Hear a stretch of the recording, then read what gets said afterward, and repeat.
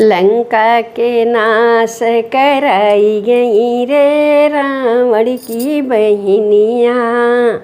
लंका के नाश कराई गई रे रावण की बहनिया।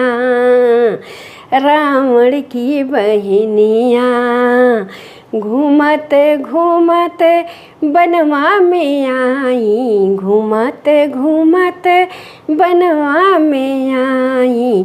राम के ऊपर मोहि गई रे रावण की बहनिया। राम के ऊपर मोहि गई रे रावण की बहनिया। रावण की बहनिया लंका के नाश कराई गई रे रावण की बहनिया। लंका के नाश